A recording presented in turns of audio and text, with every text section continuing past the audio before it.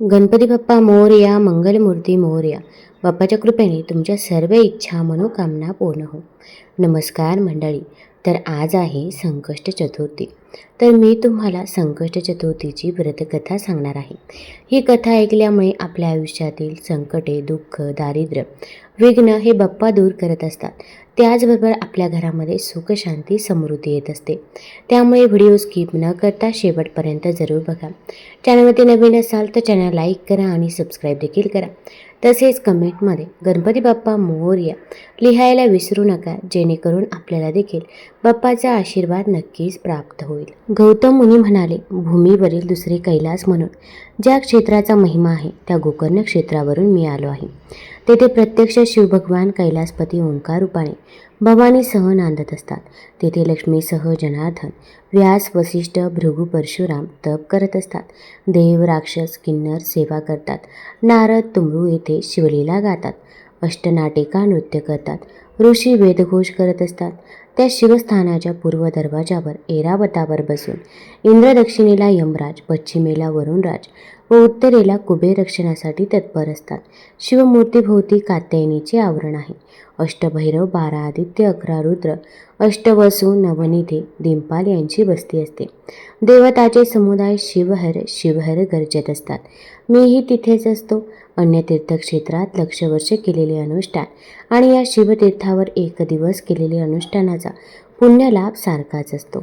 अमावस्या, संक्रांत, सोमवार, प्रदोष, पर्वका, शिवरात्र या दिवशी येथे समुद्र स्नान केल्याने सर्व तीर्थाचे फळ मिळते. पूर्वी रावण, कुंभकर्ण, विभीषण यांनी येथेच तप केले. येथील मोक्षदायक शिवलिंग रावणाने कैलासाहून आणले. गजाननाने त्याची स्थापना केली. शिवलिंग स्थापनेची पुरातन कथा सूत सांगू लागली. रावणाची माता कैकसी रावणाच्या कल्याणासाठी, संपूर्ण विजयप्राप्तीसाठी रोज 5 धान्याचे पेट करून त्याचे शिवलिंग करून पूजा करत असे. इंद्राने एकदा द्वेषबुद्धीने ते शिवलिंग समुद्रात नेऊन टाकले. कैकसीने अन्न पाण्याचा त्याग केला. हे पाहून रावणाने आईला सांगितले की मी कैलासावर जाऊन तपश्चर्या करून शिवाचे आत्मलिंगच तुला पूजेसाठी आणून देतो. रावण 14 विद्या 64 कला निष्णात होता. त्याने वेदाचे भाग करून सारासार निवडले. त्याने शंकराला प्रसन्न करून घेण्यासाठी आपले मस्तक आपल्या हाताने तोडून आपल्या शिराच्या तारा त्याला जोडून ताल स्वरयुक्त रागरागिणीचे संगीत तयार केले आणि त्यातून भगवान शंकराची स्तुती केली. संगीताच्या स्तुतीच्या प्रभावाने शंकर प्रसन्न झाले. प्रकट होऊन त्यांनी रावणाला वरदान मागण्यास सांगितले. त्यावेळी रावणाने प्रथम आपल्या आईच्या इच्छेनुसार पूजेसाठी शिवलिंग मागितले आणि दुसरे वरदान आपल्यासाठी त्रिभुवनात अत्यंत सुंदर असलेली पार्वतीसारखी स्त्री पत्नी मिळावी असे मागितले. तथास्तु म्हणून शंकराने करोडो सूर्याप्रमाणे तेजपूज असलेले प्रकाशमान आत्मलिंग आपल्या हृदयातून काढून रावणाला प्रदान केले. आत्मलिंगाची प्राप्ती झाल्यावर रावण प्रसन्न झाला. पार्वतीसारखी सुंदर स्त्री मिळावी या त्याच्या मागणीसाठी भगवान शिव म्हणाले, पार्वतीसारखी सुंदर स्त्री त्रिभुवनात दुसरी स्त्री ब्रह्मदेव निर्माण करू शकला नाही, म्हणून तू पार्वतीलाच घेऊन जा असे म्हणून पार्वतीला रावणाच्या स्वाधीन केले. रावणाला अत्यानंद झाला. एका हातात आत्मलिंग, खांद्यावर पार्वतीला घेऊन रावण शिवाला वंदन करून आपल्या राजधानीच्या मार्गाने चालू लागला. हे पाहून शिवपुत्र गणेश, कार्तिकेय, नंदी, स्कंद, वीरभद्र शंकराला म्हणाले, आदिनाथ हा कसला भोळेपणा! उदारता प्रत्यक्ष आदिमाया रावणाला देऊन टाकली. रावण कसा आहे तुम्हाला माहीत नाही का? यावर शंकर त्यांना धीर देत म्हणाले, काळजीचे कारण नाही. तिचा रक्षण करता भगवान विष्णू आहे. तो तिला रावणाच्या हातून मुक्त करण्यासाठी धावत येत. इकडे रावणाच्या हाती सापडलेल्या पार्वतीने मुक्त होण्यासाठी भगवान विष्णूंचे स्मरण केले. हे असुरमर्दना, तू असुरवधासाठी दशावतार घेतलेस. माझ्या पतीला तुझे रूप अत्यंत प्रिय आहे. धावत येऊन मला या दैत्याच्या हातून मला मुक्त कर. पार्वतीचा धावा कानी येताच भगवान विष्णू ब्राह्मणाचे रूप घेऊन रावणाच्या मार्गात त्याच्यासमोर आले आणि रावणाला म्हणाले, दशानना, एवढी सुंदर स्त्री तुला कोठून प्राप्त झाली? रावण गर्वाने म्हणाला, ही पार्वती आहे, मला शंकराने दिली. ब्राह्मण वेशधारी विष्णू म्हणाले, अरे तिला खाली उतरून तिचे तोंड तरी पहा. रावणाच्या मनात शंका आली. त्याने पार्वतीला खांद्यावरून उतरून खाली ठेवले. तोपर्यंत विष्णूने योगमायेच्या सामर्थ्याने पार्वतीला कुरूप, वृद्ध कळी, अमंगळ दात पडलेले, कपाळावर आठ्या असे केले. पार्वती म्हणून आणलेल्या त्या स्त्रीचे असे हीन रूप पाहून रावणाने तिला तिथे सोडून दिले. ते पाहून ब्राह्मण वेशधारी विष्णू कदाकदा हसू लागले. विष्णूंनी तेथेच पार्वतीची भद्रकाली म्हणून स्थापना केली. इकडे रावण पुन्हा कैलासावर आला. रागाने तो शंकराला म्हणाला, देवा, तुम्ही माझी फसवणूक केली. पार्वती म्हणून एक अमंगळ कुरूप स्त्री दिली. तेव्हा भगवान शंकर म्हणाले, पार्वती विविध खेळ खेळणारी आहे. ती तुला तिच्या असंख्य लीला करून असंख्य ब्रह्मांडे दाखवेल आणि क्षणार्धात ती सर्व लपवून ठेवेल. ती तुझ्या कह्यात येणार नाही. तू तिला सांभाळू शकणार नाही. भगवान विष्णूंनी आपल्या शरीरापासून एक सुंदर स्त्री निर्माण केली आणि रावणाला सांगितले की मयासुराची कन्या मंदोदरी म्हणून जन्माला येईल. अत्यंत सुंदर असलेली ती तुला पट्टराणी म्हणून प्राप्त होईल. मयासूर तिचे तुझ्याबरोबर कन्यादान करतेवेळी तुला अमोघ शक्ती प्रदान करेल. त्यामध्ये 7 कोटी मंत्रांचे सामर्थ्य असेल. रावणा, त्याचा उपयोग तू तुझ्या शत्रूवर कर. शंकराच्या सांगण्याने प्रसन्नचित्त झालेला रावण आत्मलिंग बरोबर घेऊन निघाला. वाटेत गजानन गुराख्याच्या रूपात गायी चारत होता. देवांच्या विनंतीवरून रावणाच्या हातून आत्मलिंग सोडून त्याची योग्य ठिकाणी स्थापना करण्याचा त्याचा हेतू होता. म्हणून गजानन रावणाच्या मार्गात उभा होता. तोपर्यंत रावणाला लघुशंका उत्पन्न झाली. हातात शिवलिंग घेऊन लघुशंका करणे शास्त्राच्या विरुद्ध नियम होता. रावण आत्मलिंग जमिनीवर ठेवू शकत नव्हता, कारण तसा शंकराचा आदेश होता. रावणाला तेवढ्यातच गजानन म्हणजे गणपती बाप्पा गुराखी दिसला. रावणाने जवळ जाऊन गुराख्याला सांगितले की मी लघुशंका करून येईपर्यंत हे आत्मलिंग हातात घेऊन उभा राहा. तेव्हा गुराखी म्हणाला, माझ्या गायी राणूमाळ फिरतात, त्या दूर पळून जातील. तुम्हाला लघुशंकेला बराच वेळ लागेल. त्यासाठी मी तुम्हाला 3 हाका मारेन. त्या संपल्यावर तुम्ही नाही आलात तर मी हे आत्मलिंग जमिनीवर ठेवून गायीच्या मागे जाईन. ठीक आहे, म्हणून रावणाने आत्मलिंग गुराख्याच्या रूपातील गजाननाच्या हातात दिले आणि तो लघुशंकेसाठी जरा दूर आडा बाजूला गेला. रावणाला जाऊन 2 घटका झाल्या. गजाननाने थोडा वेळ थांबून 2 हाका मारल्या. 3री घटका झाली. गजाननाने 3री हाक मारून सांगितले, रावणा, 3 घटकापर्यंत मी थांबलो. माझ्या गायी फार दूर गेल्यात. तुझे हे लिंग घेण्यासाठी तू लवकर ये. रावण हाताने थांब थांब म्हणत खुणा करत होता, परंतु गजाननाने म्हणजेच गणपती बाप्पाने ते आत्मलिंग जमिनीवर ठेवले आणि मी चाललो असे म्हणून तो निघून गेला. रावणाला राग आला. तो तसाच अपवित्र अवस्थेत उठला आणि धावत जाऊन ते आत्मलिंग उचलू लागला. परंतु ते आत्मलिंग हलेना. ते जमिनीशी एकरूप झाले. रावणाने त्याची सारी शक्ती पणाला लावली, परंतु ते आत्मलिंग सुटभर देखील हललं नाही. तेवढ्यात गुराखी गायी पृथ्वीमध्ये गुप्त होतात. रावणाने पाहिले. रावण द्वेषाने धावत गेला. त्याने गुप्त होणाऱ्या गायीचा कान पकडला. गाय भूमीत गुप्त झाली. रावणाने तेथेच विधिवत आत्मलिंगाचे पूजन केले. तेव्हापासून त्या स्थानाला गोकर्ण महाबळेश्वर हे नाव पडले. रावणाची माता तेथेच येऊन नित्य शिवपूजन करू लागली. रावण, कुंभकर्ण, विभीषण या सर्वांनी तेथे शंकराचे अनुष्ठान केले. भगवान शिवाच्या वरदानामुळे रावणाला अपार शक्तीचा लाभ झाला. त्याने देवांना जिंकले. मयासुराने आपली कन्या मंदोदरी रावणाला दिली आणि एक दिव्य शक्ती कन्यादानाच्या वेळी दिली. रावणाच्या असंख्य पुत्रांपैकी इंद्रजित महापराक्रमी झाला. त्याने इंद्रालाही पराभूत केले.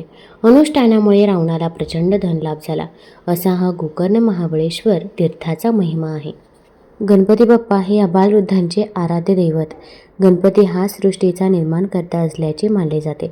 तोच ब्रह्मा आहे, विष्णू आहे, रुद्र आहे, इंद्र आहे असं सांगितलं जातं. तो समारंगणात अग्रस्थानी लढणारा, आनंदाच्या प्रसंगी मनसोक्त असणारा, गोडधोड आवडीने खाणारा, शिक्षणाची आवड आणि आस्था बाळगणारा, असा सर्वांना आदर्श वाटणारा असा देव आहे. गणपती बुद्धीची देवता आहे. गणपती ही वैश्विक देवता आहे. गणेश ही प्रेरणा देणारी देवता आहे. विविध कलांच्या आविष्काराने सर्वांशी खुला संवाद साधणारे आणि सर्वांना आपलेसे वाटणारे हे दैवत पराक्रमी असले तरी कोपिष्ट नाही, तेजस्वी असले तरी तापहीन असे हे दैवत. यामुळेच दैवत्व असलेला गणपती जवळचा आणि आपल्यातलाच वाटतो. विघ्नहर्ता, सुखकर्ता गणपती बाप्पाची कृपा लाभावी यासाठी विविध उपासना केल्या जातात. यामध्ये चतुर्थी व्रताचरण विशेष शुभ फलदायी मानले जाते. कोणत्याही कार्याची सुरुवात ही गणपती बाप्पाच्या नावानेच होते. तर एकदा कमेंटमध्ये गणपती बाप्पा मोरया जरूर लिहा. चॅनलवरती नवीन असाल तर चॅनल लाईक करा आणि सबस्क्राईब देखील करा आणि हा व्हिडिओ कुठून बघत आहात ते देखील सांगा. तर आज आपण संकष्ट चतुर्थीची कथा बघूया. एकदा एका गावात एक वृद्ध माई राहत होती. ती वृद्ध माई खूप गरीब होती. त्या वृद्ध माईच्या कुटुंबात तिचा एकुलता एक मुलगा होता, जो तिच्या वृद्धपणाचा एकमेव आधार होता. त्यांच्याकडे काहीच नव्हते, पण गावातील जितकेही घरामध्ये जनावरे होते त्या लोकांच्या जनावरांना वृद्ध माईचा मुलगा जंगलात चालण्यासाठी घेऊन जात होता. संध्याकाळी तो सर्व गायी गावकऱ्यांच्या स्वाधीन करत असे. जनावरे चालल्यानंतर गावातील लोक जे काही देत त्याच्यावरती आई मुलाचे घर चालत असे. अशा प्रकारे कसेबसे त्यांचे दिवस हे जात होते. एके दिवशी वृद्ध माईचा मुलगा गावातील जनावरे चालण्यासाठी जंगलात घेऊन जात होता. वाटेत त्याला गावातील काही स्त्रिया भेटल्या. त्यातील एक वृद्ध दिसणारी स्त्री त्या मुलाला म्हणाली, बाळा, तू तर दिवसभर जंगलात गायी चारतोस आणि तुझी आई घरात बसून पंचपक्वान्न बनवून खात असते. मुलगा म्हणाला, असं कधीच होऊ शकत नाही. माझी आई कधीच असं करू शकत नाही. तेव्हा त्या गावातील स्त्री म्हणाली, जर तुला विश्वास नसेल तर आज जरा लवकर घरी जाऊन बघ. स्वतःच्या डोळ्याने पाहशील तेव्हा तुला स्वतःला विश्वास बसेल. मुलाने विचार केला, ठीक आहे, पाहण्यात माझं काय नुकसान आहे. आता मुलगा ज्यावेळी घरी पोचायचा त्यापेक्षा आज थोडा आधीच घरी आला होता. त्या दिवशी संकष्ट चतुर्थीचा दिवस होता. वृद्ध माई संकष्ट चतुर्थीचे व्रत ठेवले होते आणि ती तिळकूट बनवत होती. चुलीवर कढई ठेवली होती. त्यात ती तीळ भाजत होती. जळत्या चुलीवर ठेवलेली कढई पाहून आणि त्यात भाजलेले तीळ पाहून आता मुलाला गावातील स्त्रियांनी सांगितलेल्या गोष्टींवरती विश्वास बसू लागला. त्याने विचार केला, म्हणजे गावातील आजी माई जे सांगत होत्या ते खरंच होते. आणि पहा, मी तर जंगलात उपाशी पोटी दिवसभर फिरतो, जनावरे चारतो आणि माझी आई घरी पंचपक्वाने बनवून खात आहे. आता त्याला गावातील स्त्रियांनी सांगितलेल्या गोष्टी सत्य वाटू लागल्या. मग तो आपल्या आईला म्हणाला, आई, मी आता घर सोडून जाणार. वृद्ध माई म्हणाला, बाळा, अशी काय गोष्ट घडली की तो असं म्हणत आहेस? मुलगा म्हणाला, मी तर जंगलात जातो आणि पाहतो की तू माझ्या मागे पंचपक्वाने बनवून खातेस. मला खाऊ घालणं तर दूर, पण तू मला सांगतही नाहीस. आता मी या घरात राहणार नाही, मी जंगलातच जाईन.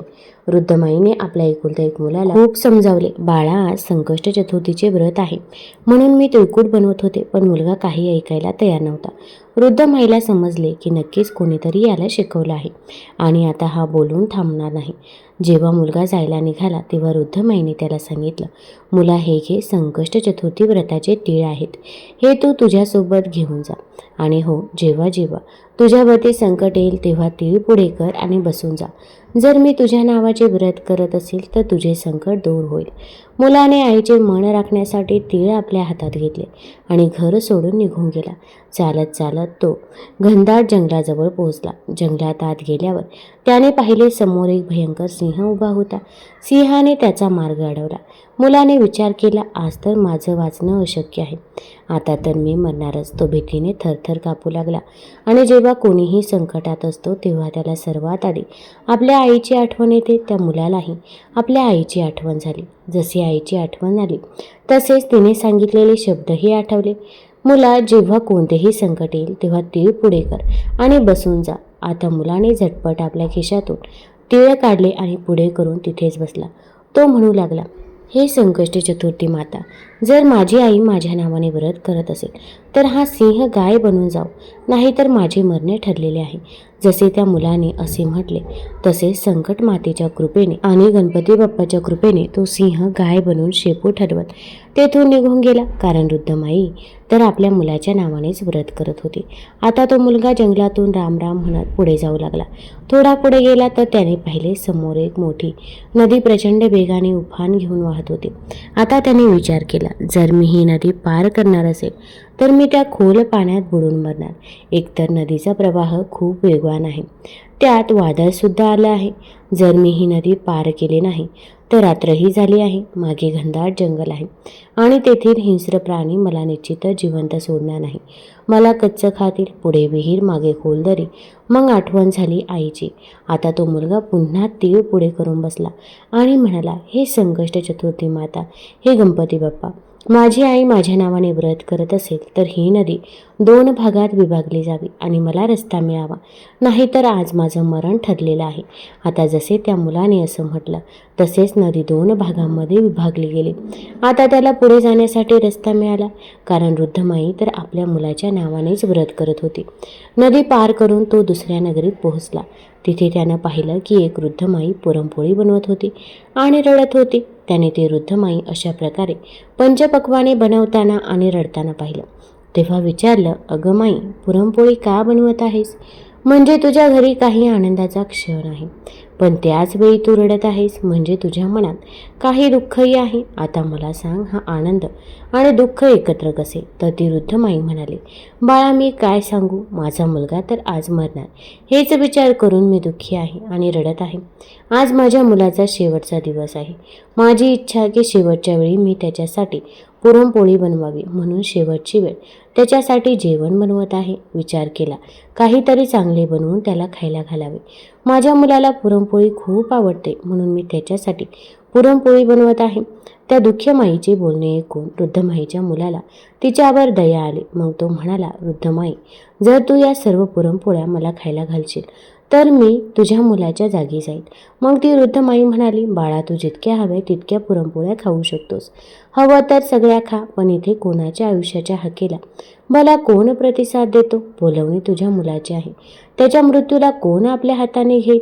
तू त्याच्याऐवजी का जाशील? असा भला कोण स्वतःच मृत्यूला कवटाळतो? पण वृद्ध माईचा मुलगा म्हणाला, आई, तू काळजी करू नको, मी तुझ्या मुलाच्या जागी जाईल. या प्रकारे भरपेट पुरणपोळी खाऊन तो झोपला. त्याला गाढ झोप लागली. इकडे राजाच्या आदेशानुसार सैनिक वृद्ध माईच्या मुलाला घ्यायला आले आणि त्याचा दरवाजा ठोठवला. वृद्ध माईने जसे आवाज ऐकला तशी ती दुसऱ्या खोलीत झोपलेल्या त्या अजनबी मुलाच्या खोलीत गेली आणि बाहेरून दरवाजा, कधी खिडकी तर कधी दरवाजा ठोठवू लागले. पण तो मुलगा तर गाढ झोपेत होता. शेवटी खूप वेळ ठोठवल्यावर तो मुलगा उठून बसला आणि म्हणाला, माई आले का ते घेऊन जाणारे? मग वृद्ध माई म्हणाली, हो बाळा, राजाचे सैनिक आले आहेत. आणि मग तो मुलगा सैनिकांसोबत निघून गेला. जाऊन तो आव्यामध्ये बसला. आव्याच्या आत बसताच त्याला आपल्या आईची आठवण आली.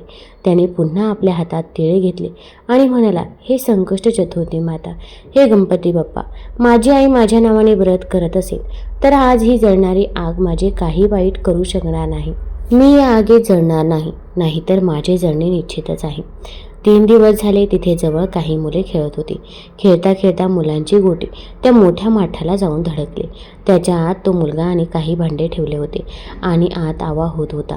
आतून जसे टन असा आवाज आला त्या माठातून, तसे आजूबाजूचे सगळे लोक आश्चर्यचकित झाले.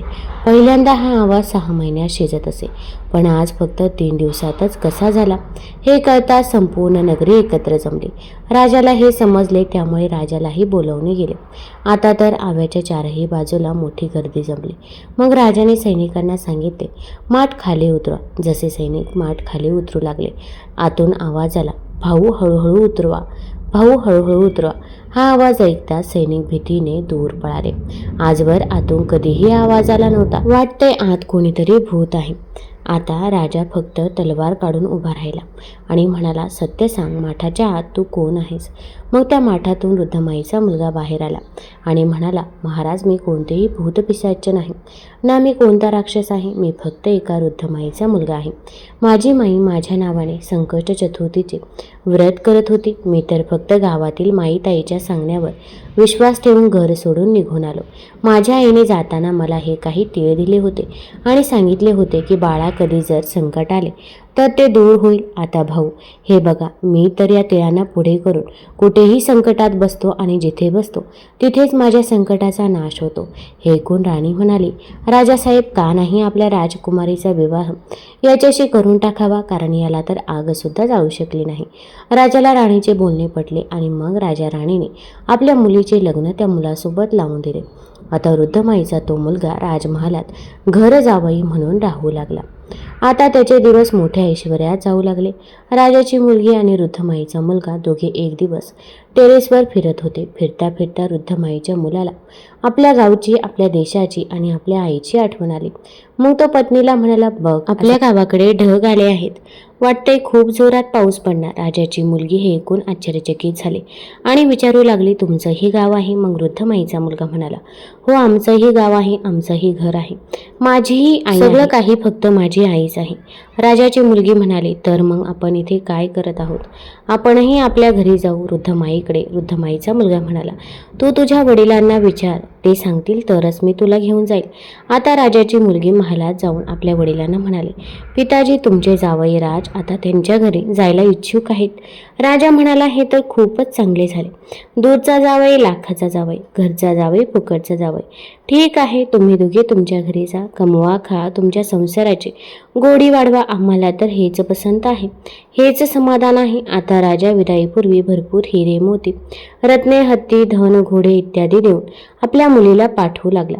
मग ते दोघे आनंदाने निघून गेले. इकडे जेव्हा वृद्धमाईचा मुलगा गावाजवळ आला तेव्हा त्याने एका सैनिकाला आपल्या घरी पाठवले आणि सांगितले, जा आणि माझ्या आईला सांग की तिचा मुलगा आणि सून आले आहेत. आता सैनिक गेला तर पाहिले की वृद्धमाई रडून रडून अंध झाली आहे. सैनिकाने जाऊन सांगितले, वृद्धमाई, तुमचा मुलगा आणि सून आले आहेत. वृद्धमाई सैनिकांना म्हणाली, बाळा, संपूर्ण गाव माझी चेष्टा करतो, आता तुम्हीही माझी चेष्टा करायला लागलात का? माझा मुलगा तर घर सोडून गेला, कारण कोणीतरी त्याचे कान भरले होते. माहीत नाही, एखाद्या वन्य प्राण्याने त्याला खाल्ले असेल. तो जिवंत आहे की नाही हे मला कळतही नाही. सैनिक म्हणाले, नाही माई, तुमचा मुलगा खरोखर आला आहे आणि तो आपल्या पत्नीला घेऊन आला आहे. आता संपूर्ण गाव एकत्र जमला की वृद्धमाईचा मुलगा आला, पण वृद्धमाईला अजूनही विश्वास बसत नव्हता. मग ती हात जोडून संकट मातेला स्मरून म्हणाली, हे संकष्ट चतुर्थी माता, हे गणपती बाप्पा, जर माझा मुलगा खरोखरच आला असेल तर दुधाचा ओघ सरळ त्याच्या मिशांवरती पडेल. आता त्याला चांबड्याची अंगी वस्त्र घालण्यात आले. जसे वृद्धमाईचा मुलगा तिच्या समोर आला, अंगी फाटली आणि दुधाचा छातीवरून वाहत तिच्या दाढी मिशांवर पडला. आता संपूर्ण गावात गोंधळ माजला. वृद्धमाईचा मुलगा आला, वृद्धमाईचा मुलगा आला. आता संकष्ट चतुर्थी मातेच्या कृपेने, गणपती बाप्पाच्या कृपेने वृद्धमाईच्या डोळ्यांनाही प्रकाश आला. जसे मुलगा आणि सून समोर आले त्यांना पाहून वृद्धमाई खूप आनंदी झाली. मुलगा आपल्या आईच्या पायावर कोसळला आणि म्हणू लागला, माई, मला माफ कर. मी तर माई ताईच्या शिकवणीवर आलो होतो आणि घर सोडून निघून गेलो होतो. तू तर माझ्या नावाचेच व्रत करत होतीस आणि तुझ्या दिलेल्या तिळाने आणि संकष्ट मातेने, गणपती बाप्पाने माझं रक्षण केलं आहे. मुलगा सुनेला पाहून वृद्धमाई आपल्या जुन्या सगळ्या दुःखांना विसरली आणि मग म्हणाली, बाळा, संकष्ट चतुर्थीचे व्रत तर मी केलंच, पण त्यामुळे मला मूल देखील परत मिळाले, तर त्यासोबत व्याजही परत दिले. आता तर वृद्धमाईचे ऐश्वर्य झाले. मुलगा, सून प्रेमाने आनंदाने वृद्धमाईची सेवा करू लागले. संकष्ट चतुर्थी माता तसेच गणपती बाप्पा, जशी कृपा तुम्ही वृद्धमाईवर केली तशीच कृपा तुम्ही आम्हा सगळ्यांवर करा. आता बघूया भगवान श्री गणेशांच्या काही कथा. भगवान विष्णूंचे लग्न देवी लक्ष्मीसोबत करण्याचे योजिले. सर्व देवांना आमंत्रण मिळालं, पण गणेशाला काही दिलं नाही. भगवान विष्णूंच्या मिरवणुकीच्या वेळी सर्व देव आपापसात चर्चा करू लागले की श्री गणेश नाही. मग सर्वांनी विष्णूंना विचारले तर त्यांनी म्हटले की आम्ही गणेशाच्या वडिलांना म्हणजेच महादेवांना आमंत्रण दिले आहे. जर गणेशाला वडिलांसोबत यायचे असते तर ते आले असते.